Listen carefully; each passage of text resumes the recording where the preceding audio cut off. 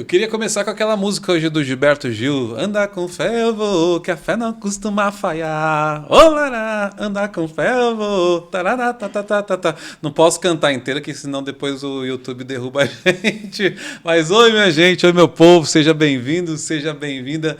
Movimento Pretrafro, somos negros e negras, pretos e pretas, pardos, né, todos em ação, em movimento. Por isso que esse movimento é tão importante, né, a partir aqui de Curitiba para o Paraná, de Paraná para o Brasil, do Brasil para o mundo, do mundo para o universo. Vamos fazer este movimento tão importante. Preta Afro é este nome que hoje trazemos, o movimento Pretrafro. É um trava-língua, Eduardo? É um trava-língua, sim, porque a gente precisa parar, refletir, somos pretos e pretas e a nossa ancestralidade vindo sempre de África. Por isso que está aqui, olha, também esse tecido lindo, maravilhoso, esse manto de proteção que veio, né, de África, lá com o nosso irmão Laê, que eu quero agradecer. Olha, tá aqui, Laê. Lindo, lindo, lindo, lindo ver aqui, olha, né, você que fez, sua avó que fez lá de África, tecendo, né, cada pedacinho deste manto sagrado com várias figuras de África, que depois também aqui nós vamos fazer essa dimensão com o nosso convidado que já está aqui. Seja bem-vindo, Pastor Gilson. Meu Deus do céu. É um prazer, agradeço a oportunidade que você está dando para a gente, a abertura desse espaço para a gente falar também, né? Emitir a nossa voz. Agradeço. Olha, eu vou falar sempre como pastor Gilson, que eu gosto de chamar ele de pastor, né? Mas tem várias qualificações, né? Pastor Gilson, né? R é do quê? O R? No seu Rocha. Nome. Rocha. Pastor Gilson Rocha de Souza. Ele é teólogo negro, capelão, militante de causas sociais e raciais. Ele integra e é integrante do Movimento Negro Evangélico do Paraná, coralista, cantor, solista, né, do Coral Negro de Curitiba. Ele é poeta, escritor, doutor honoris causa, aposentado do Serviço Público Federal, é voluntário em orientação social e palestrante, né? Foi pastor, missionário e professor de História do Cristianismo em Instituto Teológico. Então, muito bem-vindo mais uma vez, né? Professor, doutor, né? Gilson Rocha de Souza, mas sobretudo também é o nosso amigo, né? Ele que sempre está presente, cantando, declamando poesias e deste movimento tão importante, né, Gilson, você que também vem do Rio de Janeiro, né, a sua família, né, as suas referências, mas desse movimento negro que foi e continuará sendo tão importante para nós enquanto Brasil, né? É isso aí. Muito importante. O movimento negro é um ícone de resistência, né? E um movimento negro evangélico necessário porque também temos esse segmento que está aí na sociedade, né? E que precisa também mostrar o que a gente pode contribuir na construção de um país antirracista, né? Que, lógico, observando todo o processo também de todos os escravizados vindo de África, a nossa história, a gente diz assim, nós não somos descendentes de escravos, né? Somos descendentes de homens e mulheres que foram, infelizmente, escravizadas e trazidas, né? E contrabandeadas para o Brasil. Forçados, né? Forçados, né? Forçados. E aí, obviamente, né? Na América do Norte tivemos uma grande concentração de negros que hoje também se desenvolveram dentro, não vou colocar a religião, mas dentro da dimensão, né, evangélica, do cristianismo. Sim. Também tivemos os negros e negras com os seus rituais dentro das religiões de matrizes africanas. Também tivemos negros e negras, né, que são muçulmanos ou professam outras fés, mas que todos, né, vieram nesses navios, né? E você trabalha, né? E queria que você falasse um pouquinho, pastor Gilson, de toda essa história, né? E do advento depois, né, dessa transição, né, dos negros e negras até os dias de hoje, né? Eu sei que assim, né, resumir muita história em pouco tempo, mas eu queria pedir para você esse exercício. Foi muito bom você ter falado, né, que a gente esquece desses aspectos, né? A gente tem uma visão muito local e atual, onde a gente olha para trás e projeta aquilo que a gente tem aqui, né? E é interessante que nos navios negreiros tinham de tradições religiosas diferentes, Diversas. né? A gente vê ali a história da revolta dos malês na Bahia, né? A maioria eram praticantes do islamismo, Sim.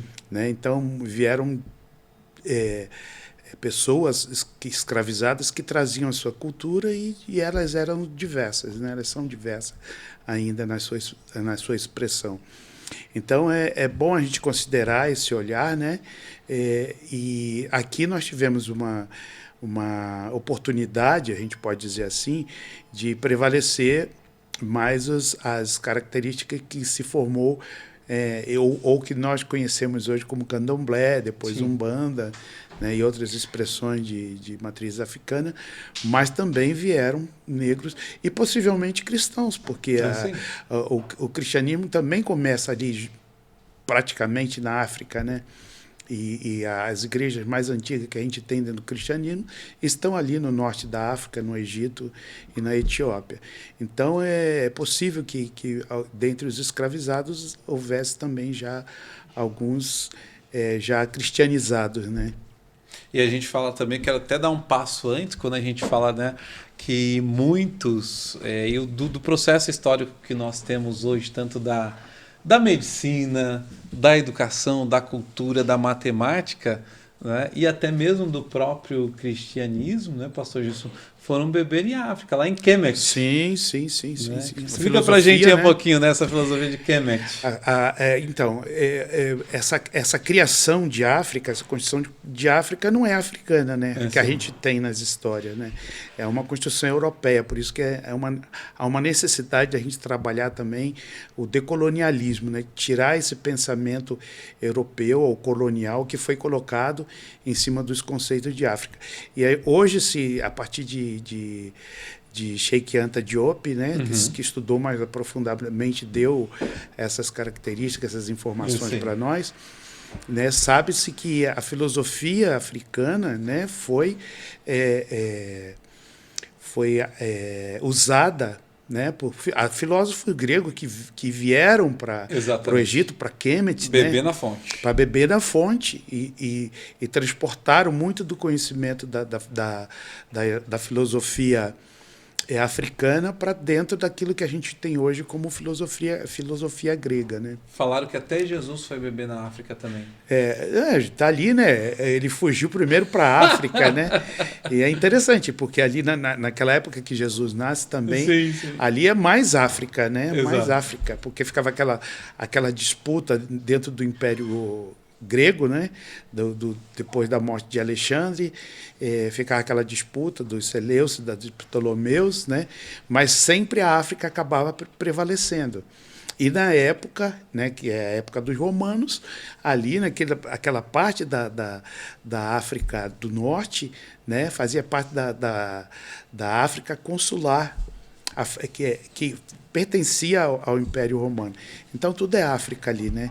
Não foi à toa que Jesus fugiu para a África. Imagina esconder um menino, se ele fosse louro dos olhos azuis, num continente africano, né? Num país africano, né? Porque não tinha esses conceitos de país, né?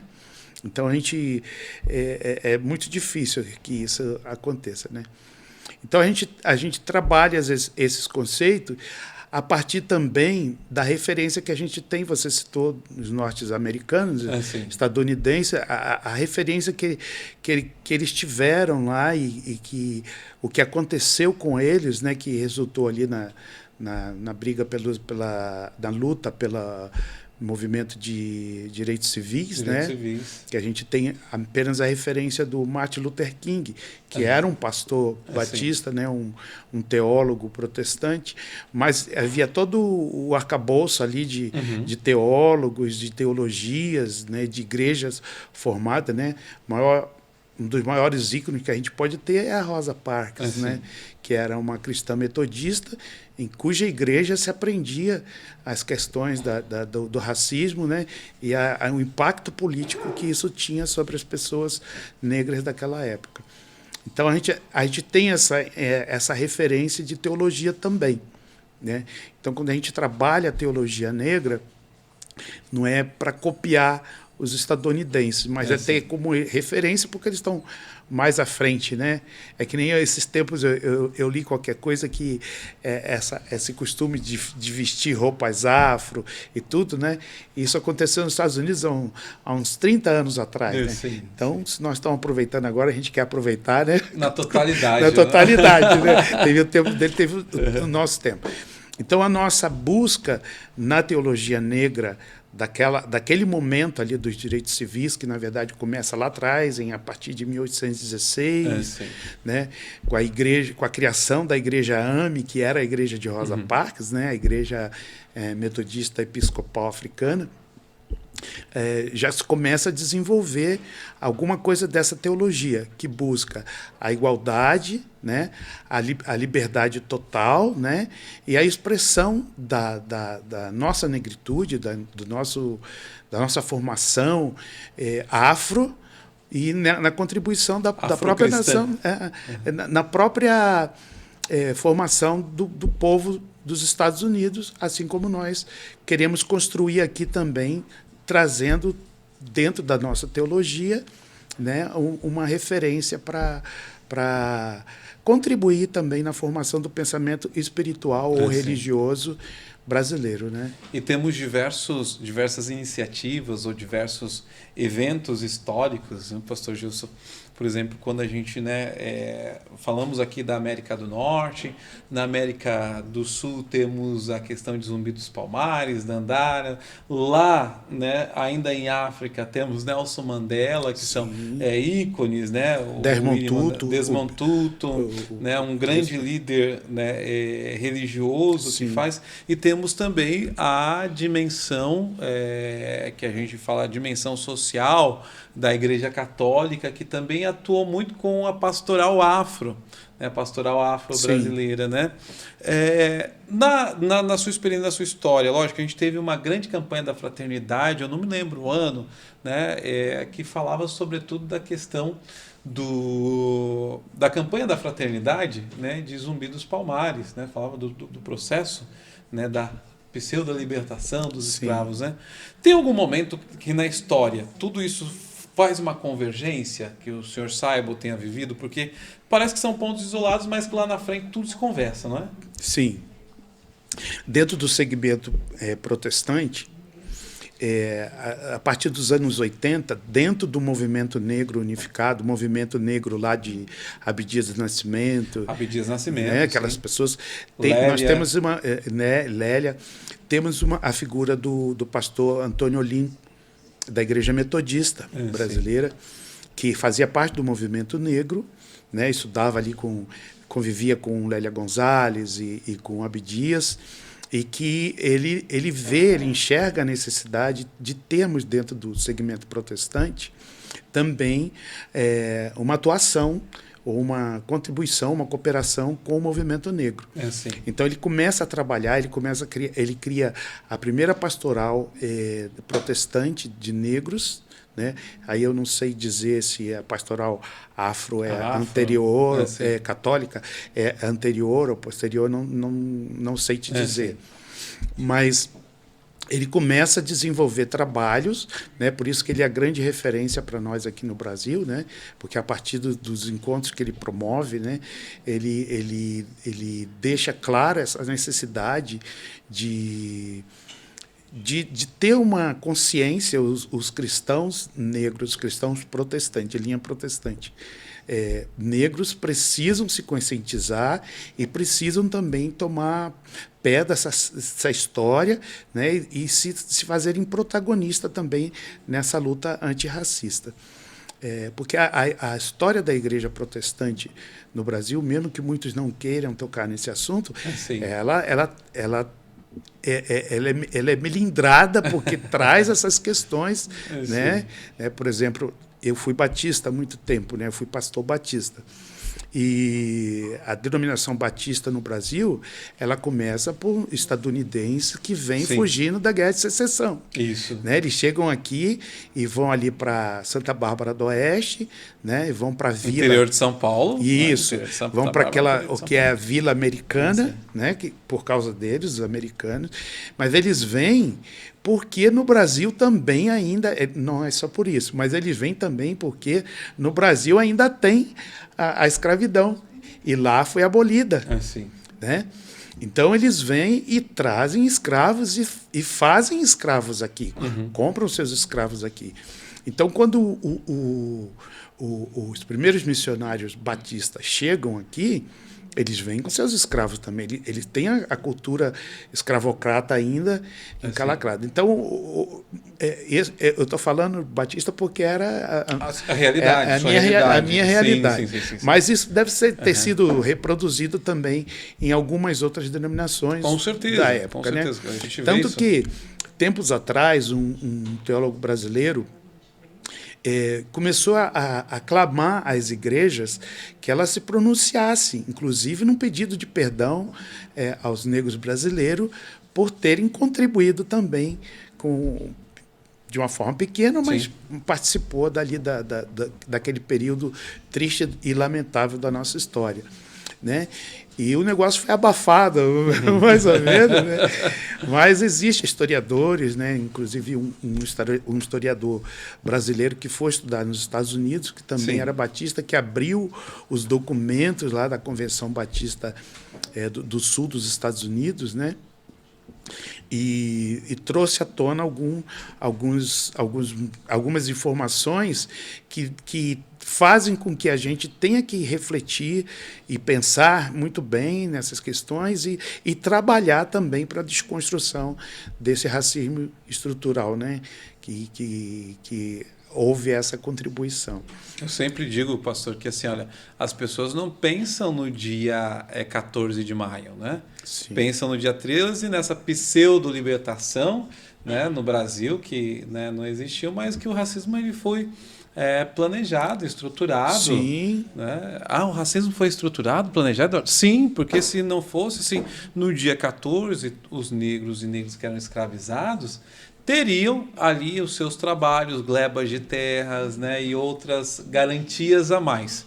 Mas não, só que não, como diz a juventude, né? No dia 14 de maio, todos estavam despejados, né? Sem eira, daí vem o termo, né? Sem eira e nem beira. Né? Ou vagamundo, que daí também vem vagabundo, né? Sim. Vagar o mundo, né? Essas terminologias, né, importantes. Que até hoje pesa sobre nós. Pesa, e como pesa sobre nós. Né? E pastor Gilson, né, dentro dessa dimensão, obviamente, né, todo esse fator histórico que eu pedi para o senhor, né, assim, resumir, porque, gente, olha, aqui é cultura, aqui é história, e a gente precisa fazer essa desconstrução para poder reconstruir uma sociedade mais justa, solidária, equânime, que inclua a todos, né? Dando esse salto para hoje, né? Como é que está o movimento negro evangélico? O movimento negro, ou temos muitos negros em movimento também, né? Sim. Que é diferente. Quero que o senhor explique para a gente. Então, o movimento negro evangélico é essa fatia do movimento negro, né, ou dos movimentos negros, né, porque são vários, mas a gente sempre tem a referência do movimento negro unificado, né, que contribui com essa luta dentro do segmento evangélico. Assim. Né? A proposta é trabalhar, né, contra o racismo dentro, porque as pessoas pensam assim, não tem racismo dentro da igreja. E como tem? E como tem, porque a igreja é uma pequena comunidade que reflete a comunidade maior. Exatamente. Em que ela está inserida. E reflete também o que a sociedade tem na sua estrutura. Então tem. Isso eu não estou falando só da Igreja Católica, sim, eu estou falando de todas as igrejas, sim. De todos os segmentos, né? Da Igreja Evangélica, da Igreja Católica, das igrejas cristãs, neopentecostais. Sim. Eu sempre faço o teste do pescoço. Sim. Eu chego lá. Tem algum pastor pretinho, né? Carinhosamente falando aqui, eu posso, né? Tá no meu espaço de fala, né? No nosso... Ou pastora né? Se não tem, comece a olhar, porque está faltando alguma coisa. Porque a nossa população são 56% da população brasileira. Tá? Sim. Então, precisa esse segmento chamado evangélico, né? Ele precisa olhar com carinho para essas questões, né? Não adianta dizer, Deus não faz acepção de pessoas. Deus não faz, mas o homem faz. Então, o homem precisa ser confrontado, né?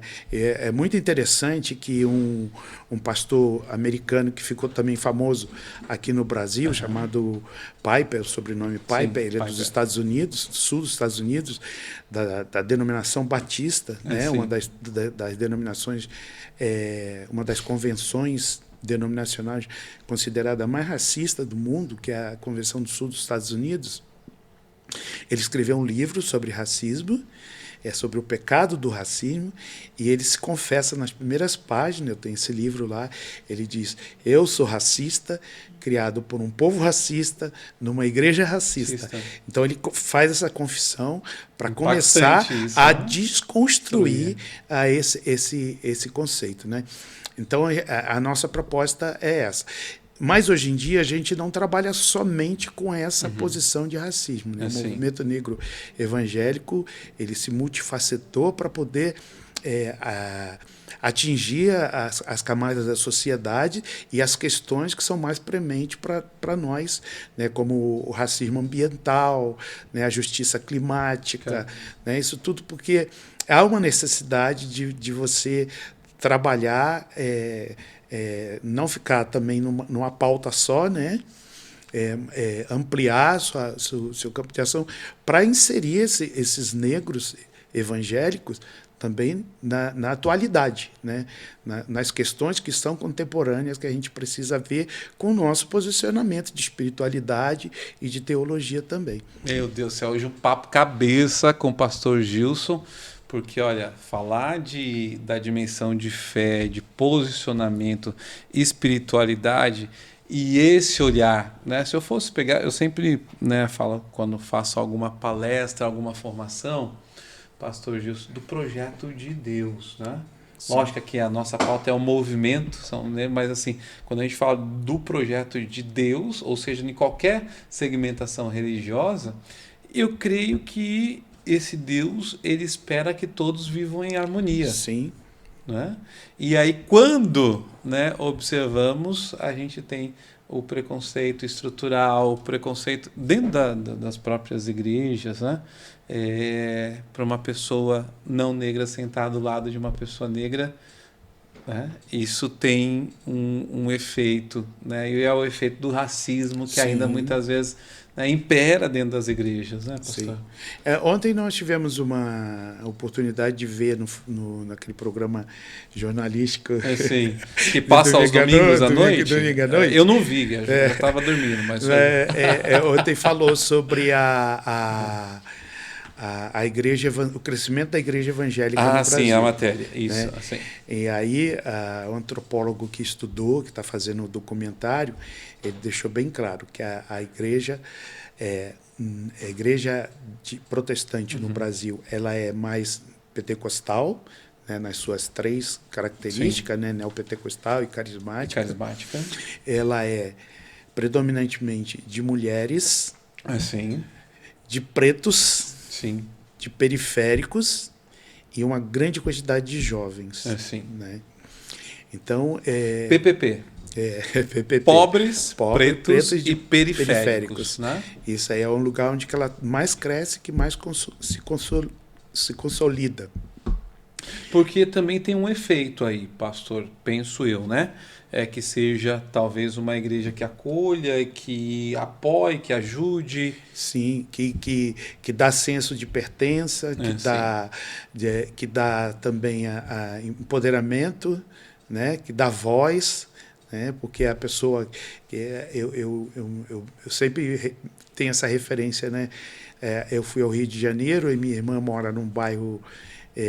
um bairro pobre, mas ainda tem bastante gente de classe média. E em frente tinha uma igreja neopentecostal, e eu entrei lá para ver, né? Por curiosidade, eu fui lá ver, né? Vizinhos, e o pastor era um pedreiro negro, né, falando da sua experiência. E a gente fica encantado que ali ele tem a oportunidade Sim. de falar, né, de ser alguém, de se expressar.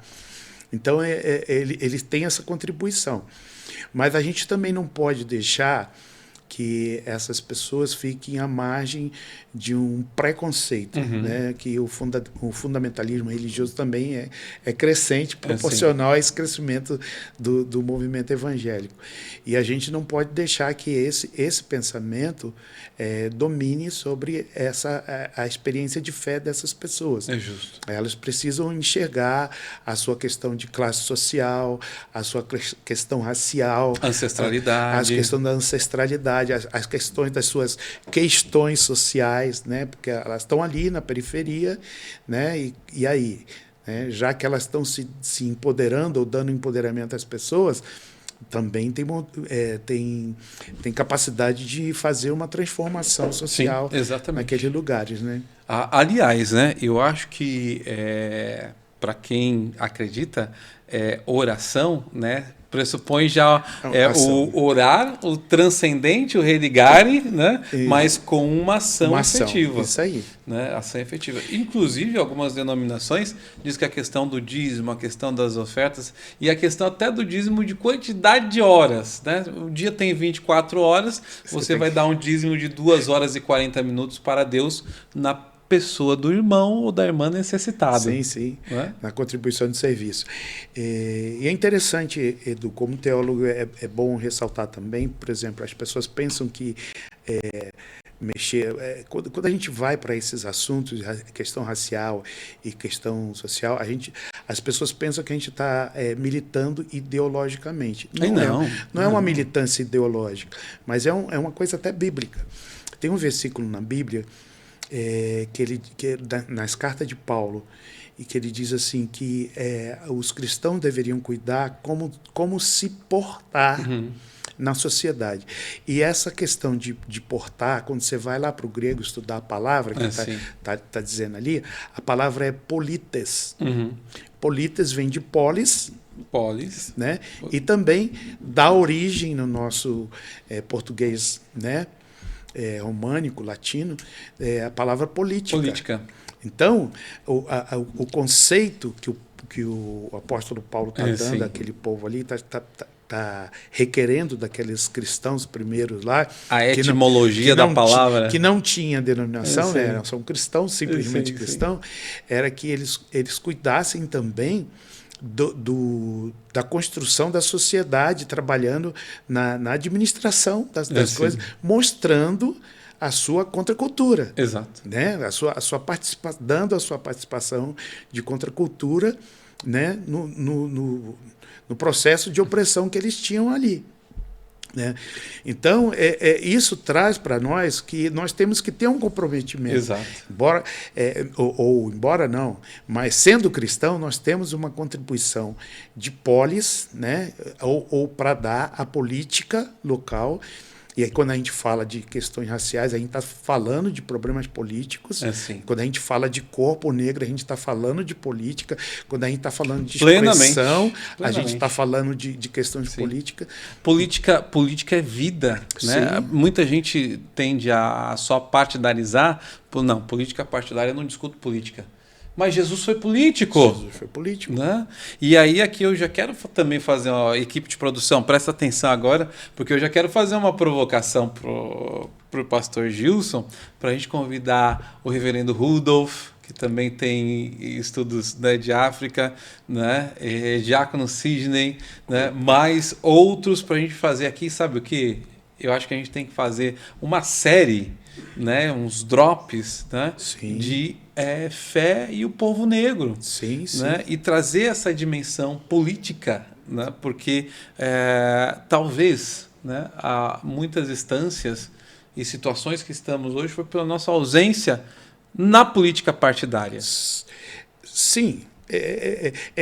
A questão da política partidária ainda assusta um pouco nesse contexto evangélico. Exato. Certo?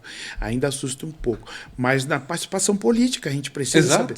Exato. E temos ícones, nós temos pessoas que são referências nessa área que a gente que estão apagadas por aí, né? Sim. Eu mesmo conheço eu faço parte além do movimento negro evangélico, eu faço parte de um movimento chamado Comunhão, que são líderes religiosos negros, né, preocupados com essa questão, não só a questão racial, mas as questões sociais e políticas. Do Brasil. Sim. Né? E faço parte de um outro coletivo chamado a Méfica Bíblica, que também trabalha a questão da decolonização, mas destacando a necessidade de nós nos aquilombarmos para juntos trabalharmos essas questões. Fechou, pastor. Olha, né, produção, já está dito, recado já está dado. Nós vamos fazer aqui esses drops, essa série bem bacana, e trabalharmos bastante. Pastor Gilson, teólogo negro, capelão, militante, cantor. Obrigado, pastor. Eu não tenho palavras para te agradecer. Eu que agradeço. Hoje aqui. E eu queria pedir para o senhor dar a sua mensagem final. E lógico, né, se puder, se você quiser cantar ou declamar alguma coisa, fique à vontade. Eu posso cantar o Solo Sagrado, que é a nossa música de abertura dos espetáculos do Coral Negro de Curitiba. Porque eu também sou do Coral Negro de Curitiba. Muito bem, muito bem. Fique à vontade, a casa é sua. Ok. Toma uma aguinha aí para, né, limpar a garganta e fazer. Viu? Aproveitando, antes ele vai terminar cantando, compartilha. Gente, olha, fantástico esse nosso encontro de hoje para entendermos que todos nós temos uma corresponsabilidade nesse processo. Somos negros em movimento, somos negras em movimento, por isso que o movimento é pretrafro, gente, para a gente, né, olha, entender que, até independente da sua, né, profissão de fé, nós temos uma responsabilidade com essa sociedade. Sim. Muito grande, né? Pastor, contigo. Obrigado. Então, eu quero reforçar essa fala do Edu, dizendo que o movimento negro está à disposição, né?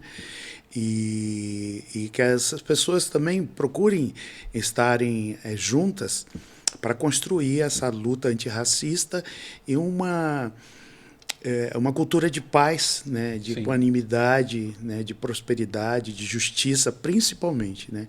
A nossa luta é por justiça. A Bíblia diz, né, Jesus mesmo falou que bem-aventurados que têm sede e fome de justiça, né, porque serão fartos, né? Bom. Então a gente está aí para essa luta, ok? Contigo, pastor. Vamos lá.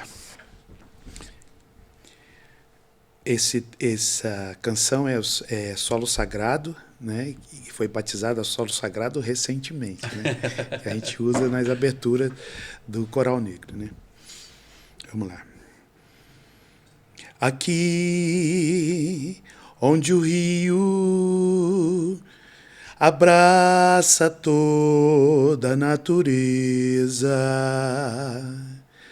a gente sente como nunca a presença eterna de Deus.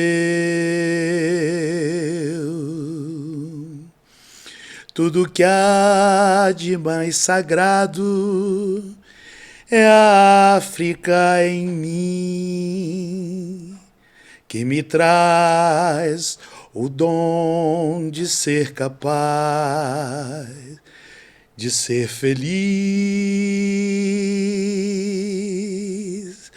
Tudo que há de mais sagrado é a África em mim, que me traz o dom de ser capaz de ser feliz. Viva a África! Viva nós! Viva a África! Obrigado, pastor Gilson. Gente, continua com a gente. Olha, like, coração, compartilha. Até a próxima. Tchau.